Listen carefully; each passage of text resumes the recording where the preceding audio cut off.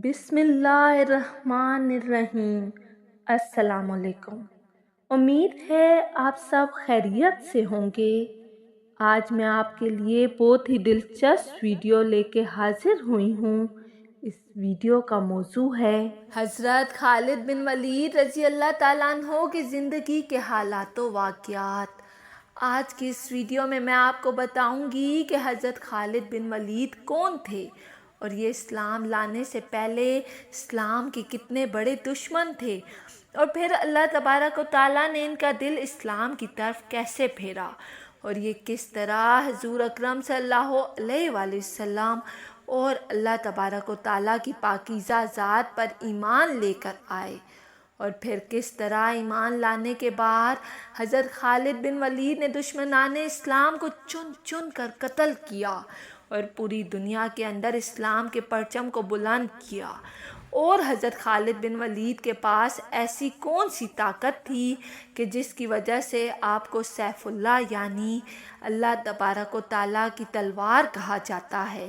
اور حضور اکرم صلی اللہ علیہ وآلہ وسلم نے حضرت خالد بن ولید کو سیف اللہ کا لقب کس مقام پر عطا فرمایا؟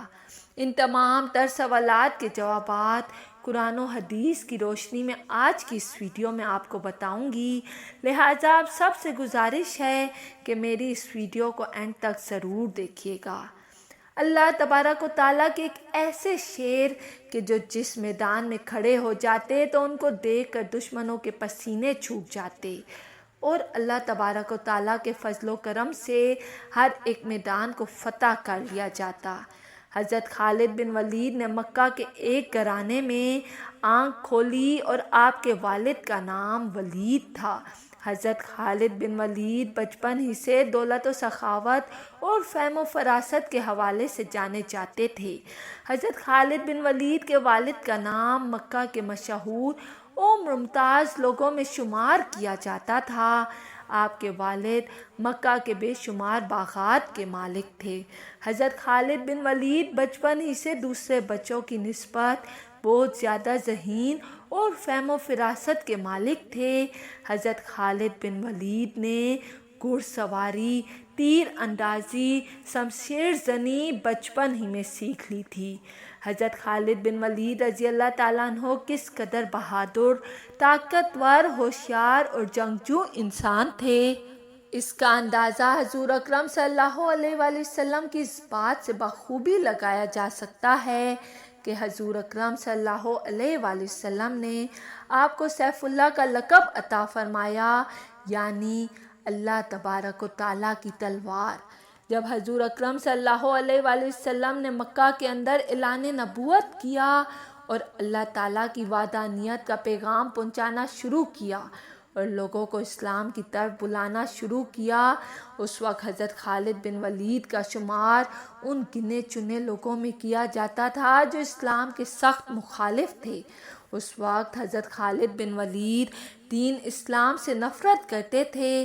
اور اعلان نبوت کے 19 سال بعد تک یہ کافر ہی رہے۔ اس وقت حضرت خالد بن ولید دین اسلام کے اتنے بڑے دشمن تھے کہ یہ ہر وقت دین اسلام کو مٹانے کے بارے میں سوچا کرتے تھے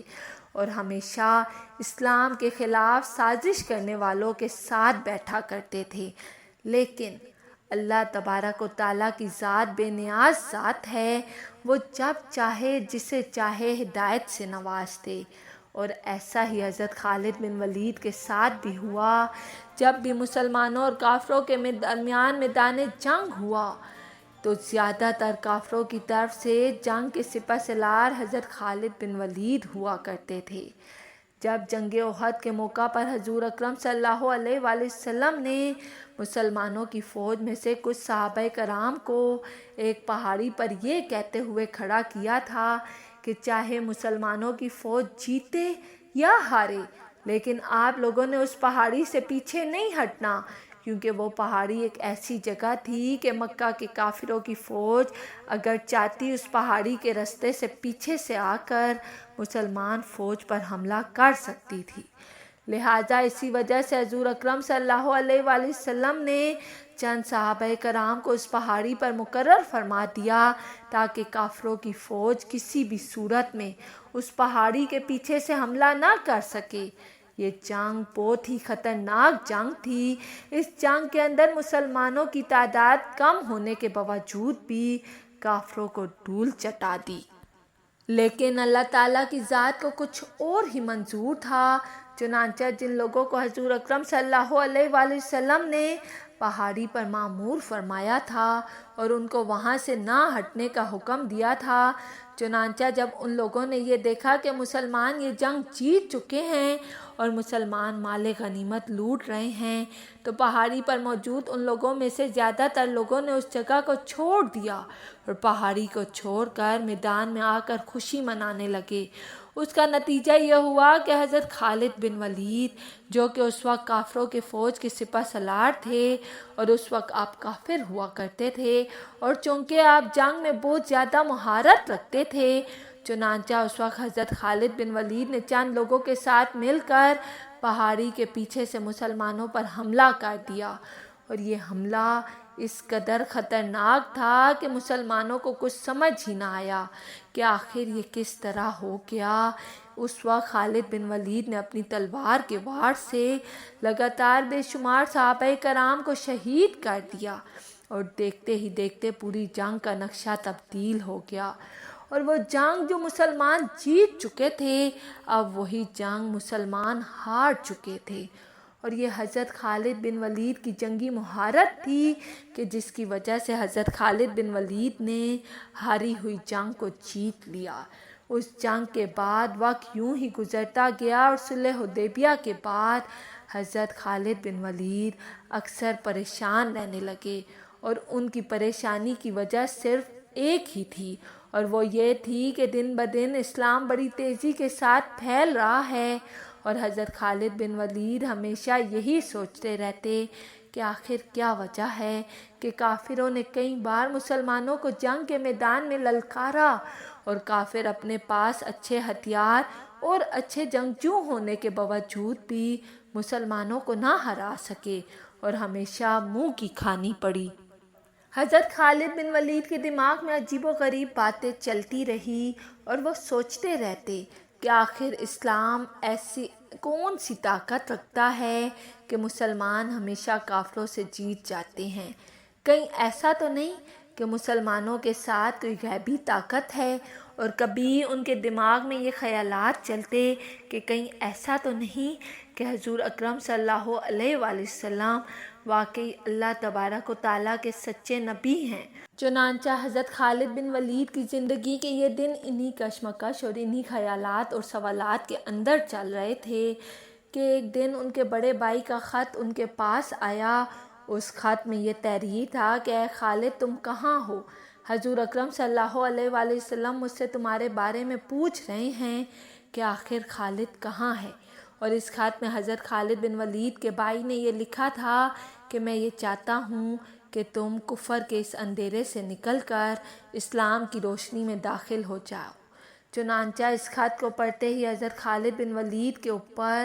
ایسی ہیبت طاری ہوئی، اور حضور اکرم صلی اللہ علیہ وآلہ وسلم کے خط کا حضرت خالد بن ولید پر ایسا اثر ہوا کہ حضرت خالد بن ولید فوراً ہی حضور اکرم صلی اللہ علیہ وآلہ وسلم کی خدمت میں حاضر ہوئے، اور حضور اکرم صلی اللہ علیہ وآلہ وسلم کی خدمت میں حاضر ہو کر مشرف با اسلام ہو گئے۔ اس کے بعد جب حضور اکرم صلی اللہ علیہ وآلہ وسلم نے ملک شام کی طرف اپنا ایک قاصد روانہ کیا، لیکن ملک شام کے لوگوں نے غرور و گھمنڈ کے اندر آ کر مسلمانوں کے قاصد کو قتل کر دیا، اور اس دور میں کسی بھی ملک کے قاصد کو قتل کرنے کا یہ مطلب ہوا کرتا تھا کہ اس ملک کو کھلے عام جنگ کی دھمکی دینا۔ چنانچہ اس طرح جب رومن امپائر ملک شام کی طرف سے مسلمانوں کے قاصد کو قتل کر دیا گیا، تو اس وقت حضور اکرم صلی اللہ علیہ وآلہ وسلم نے مسلمانوں کی ایک فوج کو تیار کیا، اور اس فوج کو جنگ لڑنے کے لیے ملک شام کی طرف روانہ کر دیا،